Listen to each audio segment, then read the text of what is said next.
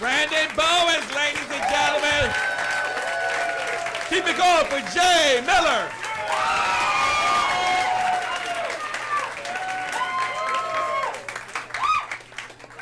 How's everybody doing tonight? A little bit of crowd work. Where are you from? Chicago. Great.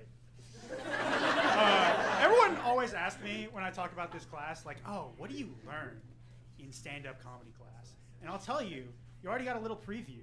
Bill Cosby looms large in the stand-up comedy. If you want to do clean comedy, you got to go through Cosby. If you want to do dirty comedy, you got to go through Cosby. You want to drug 50 women? Guess what? Cosby got 60. But it's just kind of ridiculous. Like, every video he shows, he's got to be like, look, kids, 2009, it's a different time. I don't condone anything he did, but, you know, he's in the video. Can you imagine if you had to do that with some other subject, like, oh, I don't know, American history? Look, kids, 1776, different time.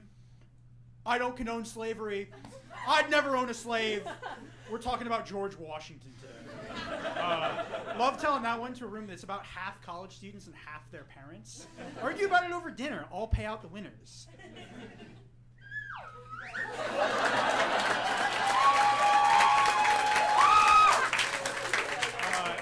Any news fans in the audience? Anyone like the news out there? Oh, we got a news fan. That guy loves the news back there. Anyone see the writers' strike? I think if they want to prove they don't need writers, they should just get a set of people together, you know, actors, sets, director, whatever, and just set up a movie. And they just set up a James Bond movie. It's like, all right, Aaron Jevonson, you're James Bond. You're in the mountains. Just do what your heart tells you. And action. He goes, I'm James Bond, innit? And the villain walks out. He's like, James Bond. It seems you've uncovered my evil plan. The only question now is, can you stop me? Yes. Blam! Yeah, I think that movie would be greatest of all time, sweep the Oscars. I'm a lock for best song, obviously. It's looking good. But seriously, I think it's super interesting to have a strike where if you want to scab, like you want someone to work in Hollywood as a writer, just go to LA. There are so many comedians that want to be doing that. Like, can you imagine if you could just like get someone like that for like a teacher's strike or something? Like, a guy walks in for a scab teacher strike and he's like, all right, what is this, second period here? Hey, there's a lot more people here than I thought. I'm gonna tell you a story about my youth and stuff. I suppose I should acknowledge the slide whistle a little. When I first conceived of using a slide whistle for this set, it was the same day I lost my wallet. So I had to mull on buying a slide whistle for a stand-up comedy show for 3 days. You know, there's just a lot to think about. Like, is yellow my color? Like, the resale value drops to 0 as soon as I put it in my mouth. And it's $11. Can you believe that?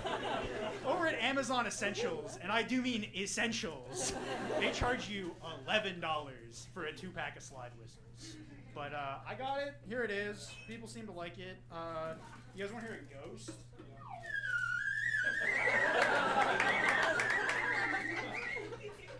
Yeah, that's my ghost.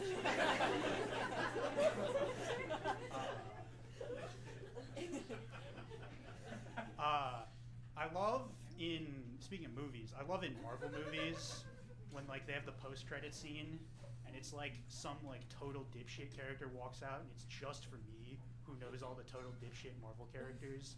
Like you're watching Black Widow and some fucking dude in red walks out and it's just me in the theater going, holy shit, is that the Collective Man, the communist hero with the physical strength of every 1 billion people in China?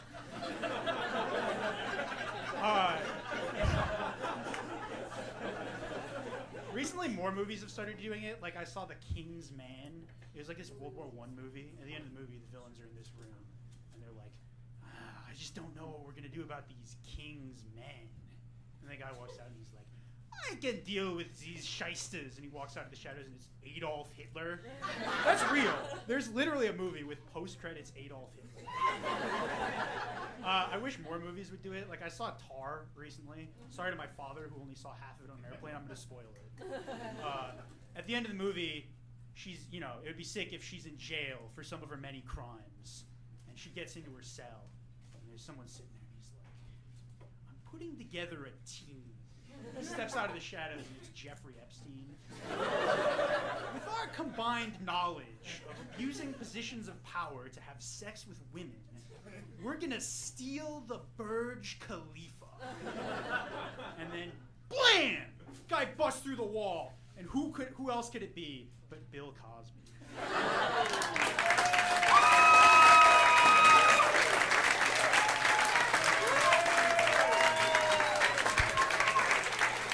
Jay Miller, ladies and gentlemen.